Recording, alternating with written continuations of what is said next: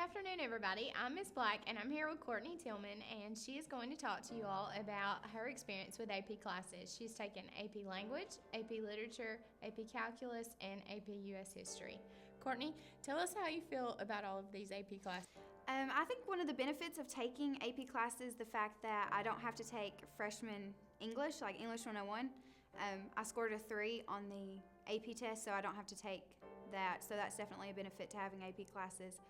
But one major thing is, like, if you're not willing to put in the work ethic, like there's a lot of outside reading material, you have to write essays weekly, bi-weekly, especially in US history. Every week we had a document-based question we had to write. Every 2 weeks in AP literature we have essays, and it's mostly nonfiction. For the first, like, junior year, it's nonfiction, and that's kind of a hard topic to talk about because it's your opinion about something that's solid.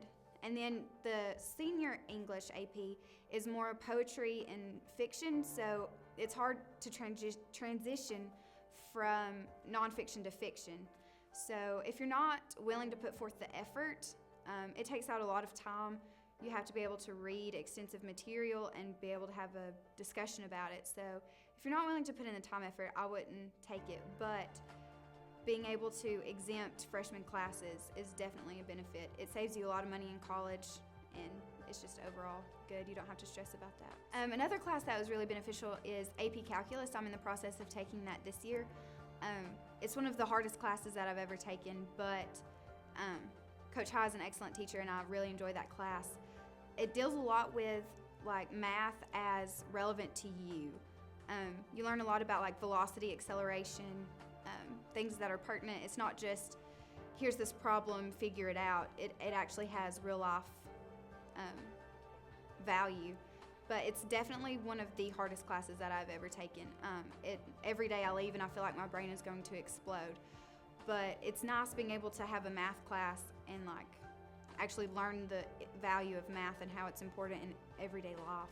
Like, we're working on optimization problems, and that's basically like a Coke company wants to spend the least amount of money to make their product, but so you have to know the dimensions of a can, and, like, you don't think about that in any of your other math classes. It doesn't necessarily matter how big a can is, it's just do this problem. So when you have, like, a real life, a company needs to save money, it's your job to figure out how big the Coke can needs to be. Figure it out, then it's like, oh, well, this might actually pertain to me in real life, and I might use this one day.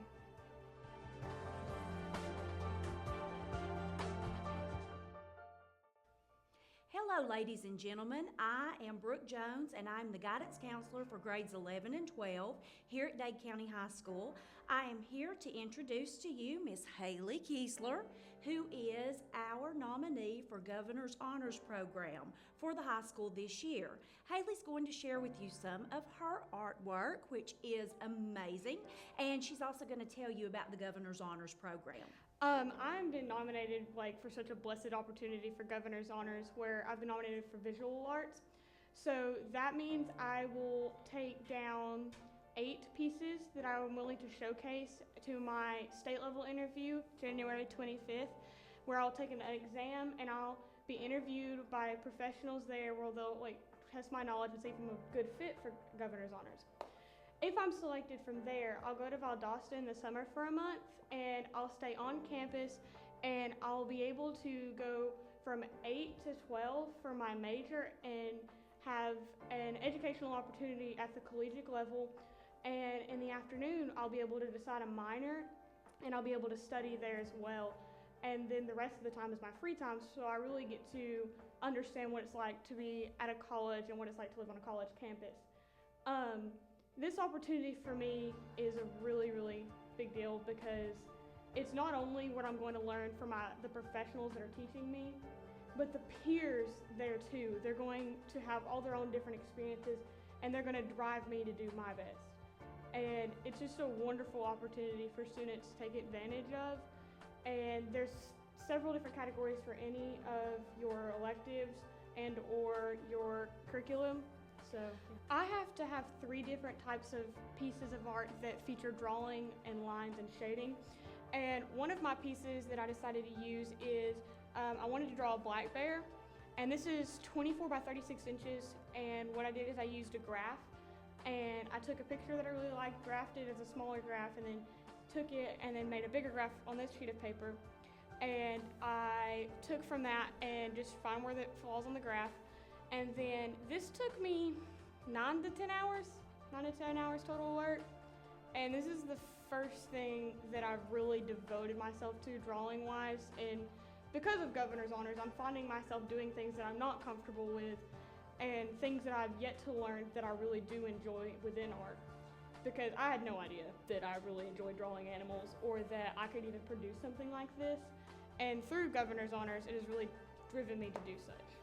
Another one of my drawing pieces that I wanted to feature was we had to do self-portraits in my Art 2 class, and it had to feature shading and line. And we took pictures of ourselves, and we took 6 to 9 weeks. We took a really long time with this project, and we tried to make sure we was as realistic as possible. So, and the older art kids got to do it where it was unrealistic, but for Art 2 had to be very realistic. Another one of my art pieces I have to feature is a sculptural piece, and this piece I did last year was we had to take 100 objects that were the same and create a sculpture out of them. And this was a very interesting project for me because a little section of the grass featured at the bottom is over 200 pieces of aluminum foil. I went through 2 hot glue guns. The first one exploded on me and caught on fire. And it has been a ride for this piece. I went through like 2-3 bags of hot glue, and it'll be featured because of its positive and negative space and the sculptural techniques.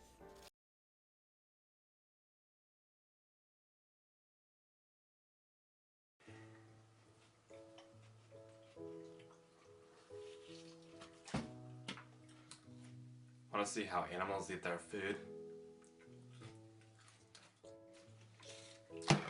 Watch closely. Moo!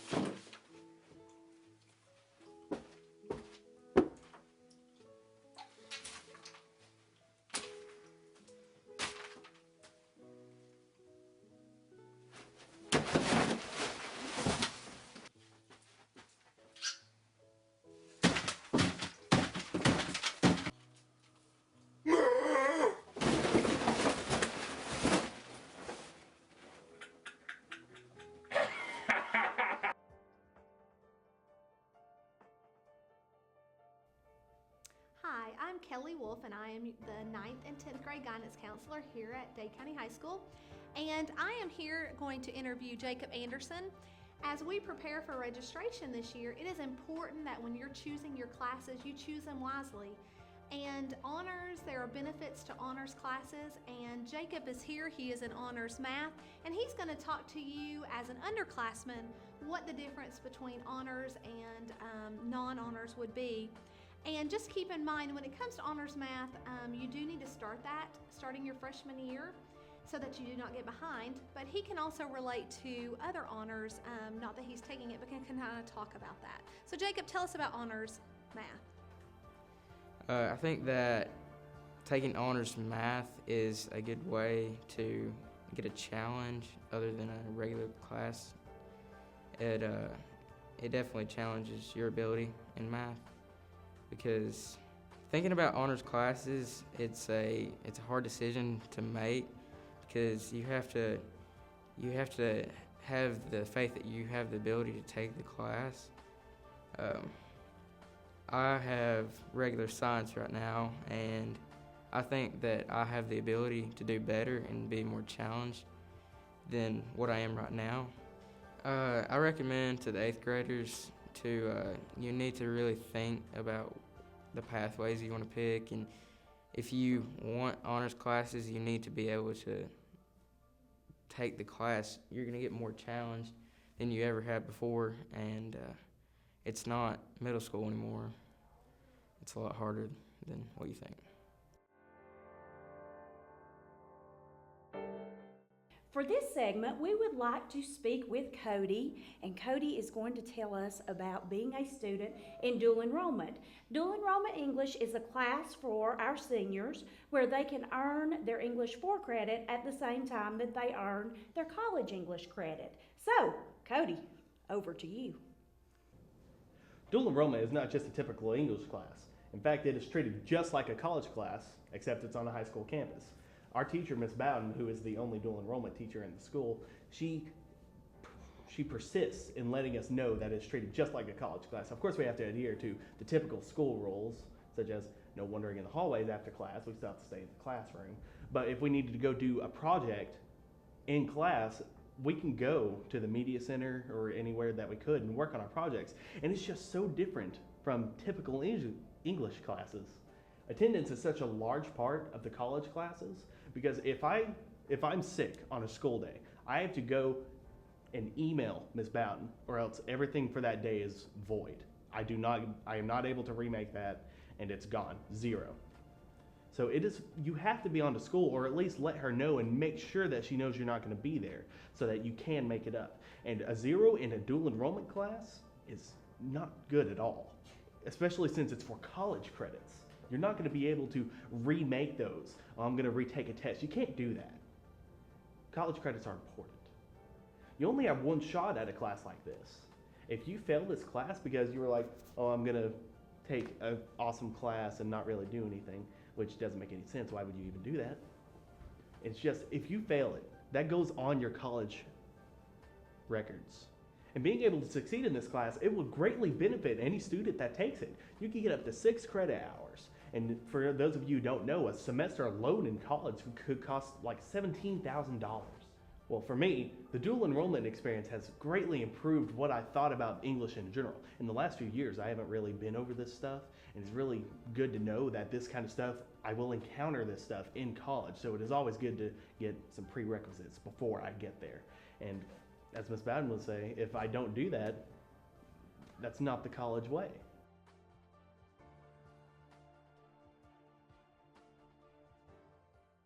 So, Tyler, aka Page Master, what are you having for your Christmas dinner? Well, you see, Joseph, what I would like for the Christmas dinner is actually very incredibly simple. I would enjoy a gigantic 50-foot gummy bear. I would also want the absolute rarest meat of the unicorn. I also need a gigantic vat of Jell-O pouring out from the vents for everyone's convenience. Then I need cupcakes the size of Texas. I'm also going to want a sugar cookie in the shape of Santa Claus. And then finally I want a pancake baked exactly to the dimensions of Bill Cosby.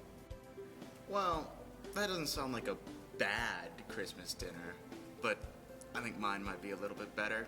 For our main helping, we're having dragon meat and a side of dragon scales for dipping sauce.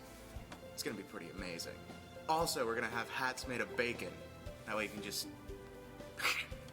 It's gonna be delicious. And probably a side order of 3 Argonian hearts, and we're gonna have knights who joust each other on pandas, and the loser has to eat their panda. Because that's what we do. That is quite an impressive ensemble that you would have there. But I also plan on adding in a renewed version of Paris built entirely out of scones and chocolate ice cream. We're also going to have Willy Wonka there perform, and he's going to be juggling all sorts of different crazy things while he's going to fall down on the butt and laugh. And then we're also going to have something extraordinary that I don't quite recall to mind right now because it was so dang extraordinary and so full of sugar I almost had a heart attack right on the spot. Well, I'm gonna have a tornado of mashed potatoes. We're gonna have a giant elaborate maze made just out of candy. And yeah, you might have a Willy Wonka. But you know what? Willy Wonka sucks. Except for all this amazing candy. We're going to have Carl Sagan fly in on a plane made out of butterballs. And we're also going to have a vinegar and baking soda volcano. can't believe you guys have Willy Wonka. It's gonna suck. All we have is just a stupid hurricane of biscuits. And, some pterodactyls too. But that's just for fun and entertainment and food. You guys have Willy Wonka. We're going to have an arena deathmatch where the entire stage is going to be made out of gushers, and everybody gets to shoot guns that fire fruit by the foot, and it's going to be the greatest confectionery arena known to man. Oh, alright, cool. Yeah, I know you guys have Willy Wonka, but we just got Paula Deen, alright? And she's gonna be making European troll truffles. Just gonna have to put Bill Cosby in a different seat than her. Oh, well, that sounds marvelous. Send me an invite on Facebook.